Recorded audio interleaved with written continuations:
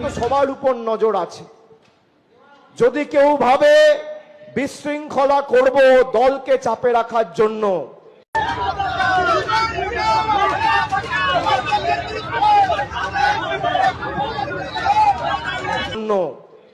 আপনাদের কিন্তু দল ক্ষমা করবে না। আমি সবাইকে ওয়ার্নিং দিয়ে যাচ্ছি।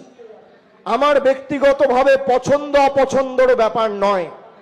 আমি হাবিবকে বলেছি ব্লক যেমন দায়িত্ব নিয়ে হাবিব করত, ব্লক দায়িত্ব নিয়ে হাবিবই করবে। এই 10টা অঞ্চলের দায়িত্ব হাবিবের, আপনাদের সবার। আর যদি কারোর কোথাও মনে হয় যে আমাদের কোনো, আরে ভাই বস বস, আমায় বলতে দে। আর কারোর যদি কোথাও মনে হয় যে আমার সাথে প্রার্থীর একটা মনোমালিন্য হয়েছে, আপনি ধরে নেবেন নওদা থেকে প্রার্থী অভিষেক বন্দ্যোপাধ্যায়, ভোট আমার হয়ে করুন।